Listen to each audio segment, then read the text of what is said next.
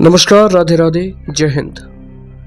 मैं तरुण गोस्वामी और आज लेकर आया हूँ एक सच्ची घटना। श्री एक हरे राम बाबा हुए थे, उनके मुखारविंद से सुनाई हुई घटना है। सोनपुर का मेला, सोनभद्र का मेला लगता है, जहाँ श्री हरिहर क्षेत्र है। हरिहर क्षेत्र के मेले से जब बाबा दर्शन करके लौट रहे थे अपने घर की ओर, अपनी कुटिया की ओर, तो हरिहर क्षेत्र के पास किसी गांव में थे, तो बाबा ने देखा कि एक मुस्लिम व्यक्ति जिसके सिर पर टोपी है और दाढ़ी है, कट्टर मुसलमान है, तहमल है, पक्का मुस्लिम, और लेकिन उसके गले में तुलसी की माला थी। बाबा हरे राम बाबा कहते हैं कि उन्होंने स्वयं अपनी आंखों से उस मुस्लिम व्यक्ति को देखा था। तो साधु महाराज जो होते हैं, उन्हें तुलसी की पहचान बहुत अच्छे से होती है। उन्हें बड़ा आश्चर्य होता है। वो पीछे पीछे जाते हैं उसके। उनसे कहा कि मुल्ला जी, जरा आप ये रुकिए। प्रश्न पूछा कि आपके गले में ये क्या है? तो उसने जोर से कहा कि हिंदू फकीर होकर पहचानते नहीं कि मैं क्या पहना हूं ये? उसने जोर से कहा कि हिंदू फकीर होकर ये नहीं पहचानते कि मैंने आखिर अपने गले में पहन क्या रखा है, पहचानो। बाबा बोले कि हमको तो तुलसी जैसा लग रहा है। तो उस मुस्लिम व्यक्ति ने कहा कि हाँ, यही तुलसी है। तो बाबा ने पूछा कि तुम मुसलमान होकर तुलसी पहनते हो और हमारे हिंदू लोगों में तमाम लोग तुलसी नहीं पहनते हैं, ऐसा क्यों? तो वह व्यक्ति कहता है कि मैं बुजुर्ग हूं, मैं पूरी बात बताऊंगा तो कुछ समय लगेगा और मैं खड़े खड़े ज्यादा देर तक बोल नहीं सकता। पास में ही मेरा घर है, मेरे घर आप चलिए, वहां बैठकर हम विस्तार से इस पूरी घटना की चर्चा करेंगे, तब मैं आपको सारी बात बताऊंगा। तो हरे राम बाबा कहते हैं कि मुझको बहुत उत्सुकता हुई। थोड़े ही दूर में मोहल्ले में सामान्य सा एक गरीब घर दिखा, गरीब आदमी था। अंदर जाकर देखा कि उस मुसलमान के आंगन में इतनी सुंदर, बहुत हरा भरा, एक बहुत खूबसूरत मोटी शाखा वाला एक वृक्ष था, तुलसी माता का। बहुत अच्छी तुलसी का झुरमुट था और उसने बैठने के लिए बाबा को एक टाट बिछाया, क्योंकि टाट पवित्र माना जाता है। बाबा टाट पर बैठ गए और स्वयं एक चादर पर बैठ गया। और कच्चा घर था, लिपा हुआ घर था, और मुसलमान के घर में इतना विशाल तुलसी का पौधा होना एक आश्चर्य की बात। तब बाबा ने कहा कि हमें बड़ा आश्चर्य हो रहा है तुम्हारे गले में तुलसी देखकर, तुम्हारे आंगन में तुलसी देखकर। आखिर अब हम जानना चाहते हैं कि इसके पीछे राज क्या है, रहस्य क्या है, क्या इसकी महिमा है और तुम इसे कैसे धारण करते हो? उसने कहा, बाबा साहब, मैं पैदाइशी मुसलमान हूं, कट्टर मुसलमान हूं, निष्ठा पूर्वक नमाज पढ़ता हूं, लेकिन मैं मांस नहीं खाता, किसी प्राणी की हिंसा नहीं करता हूं, नमाज पढ़ता हूं, वो भी दिन में 5 बार। मेरे जीवन में जो बदलाव आया उसकी एक घटना मैं आपको बताता हूं। एक दिन मैं काम धंधे की तलाश में सोनपुर के हरिहर क्षेत्र के मेले में गया।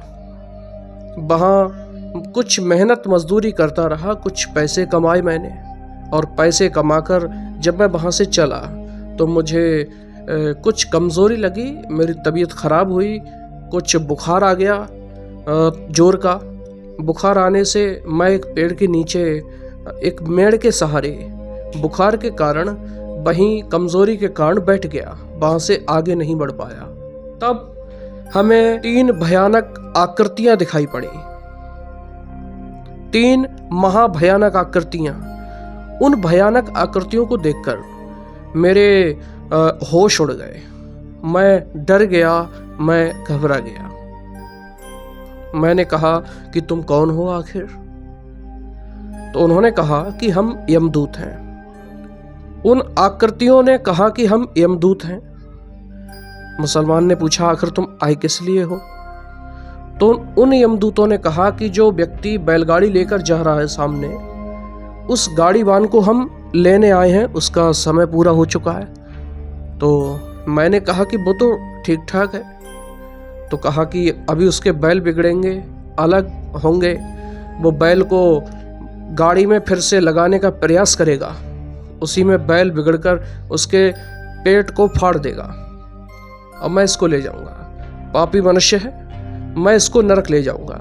तो मैंने उसको कहा कि ठीक है, देखते हैं क्या होता है। और तब तक जैसा उन्होंने कहा था वैसा ही घटित भी हो जाता है। बैल बिगड़ा, बैल निकला, बैलगाड़ी गिर गई, उसने बैल पर थोड़ा बल प्रयोग किया और अनुशासन किया, चाबुक से प्रहार किया। बैल को फिर से लगाना चाहता था, तब तक बैल ने बिगड़कर सींग मार दिया, पेट में घुस गया सींग और आंत बैल के सींग में फंस गई। बार बार बैल उस सींग को निकालने की कोशिश करता और लहूलुहान हो गया वो व्यक्ति। उसको सिर से और सींग से निकालने के लिए बैल आगे उछल कूद करता हुआ बढ़ा और वो व्यक्ति भी उसी के साथ घिसटता हुआ आगे चला गया। जैसे ही उसको शरीर को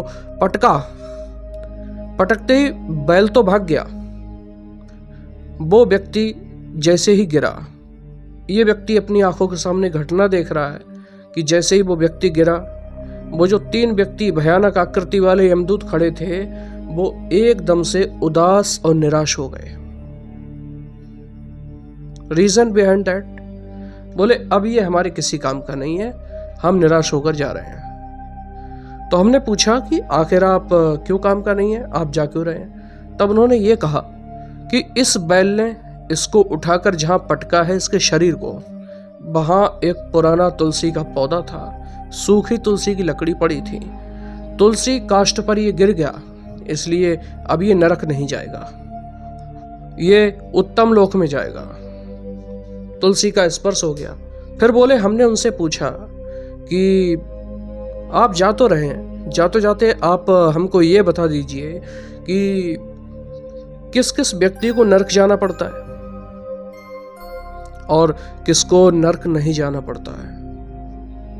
यमदूत कहते हैं हमारे पास ज्यादा समय नहीं है, मांस भक्षी को नरक जरूर जाना पड़ता है, जो तुलसी धारण नहीं करता है उसको भी नरक जाना पड़ता है। ये कहकर वो चले गए। एक बात और रह गई कि उन्होंने कहा कि तुम आखिर हमें क्यों दिखे, हमको ही क्यों दिखे? जो व्यक्ति मर रहा है उसका दिखना तो ठीक है, लेकिन आप हमें क्यों दिखे? तब उन यमदूतों ने कहा कि तुम 5 वक्त की नमाज पढ़ते हो, अपने धर्म में निष्ठा रखते हो, एक पक्के और सच्चे खुदा के बंदे हो, इसलिए हम तुम्हें दिखाई दिए थे। इसका मतलब अपनी उपासना पद्धति में दृढ़ होने से उस व्यक्ति को अलौकिक शक्तियों का और एक सूक्ष्म जगत का दृश्य दिखा,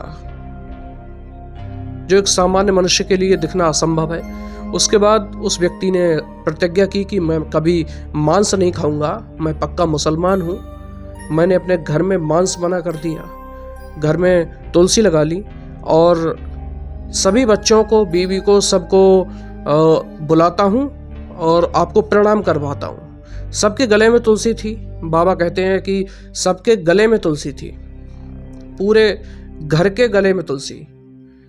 वो बोले कि पहले जात विरोध के लोगों ने बड़ा विरोध किया था, लेकिन मैंने अपनी परंपरा नहीं छोड़ी, मैंने अपना धर्म नहीं छोड़ा। मैं 5 वक्त का पक्का नमाजी मुसलमान हूँ, लेकिन मैंने अपना धर्म नहीं छोड़ा। इसलिए उन लोगों ने भी तुलसी पहनने का विरोध बंद कर दिया।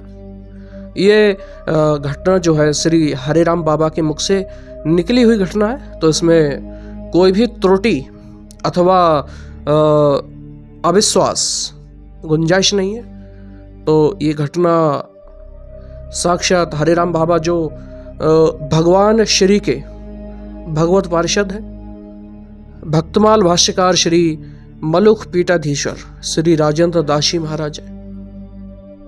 तो कैसी लगी आपको ये सच्ची घटना? कमेंट बॉक्स में कमेंट करके जरूर बताइएगा। मिलेंगे अगली कहानी में, तब तक के लिए नमस्कार, जय हिंद, राधे राधे।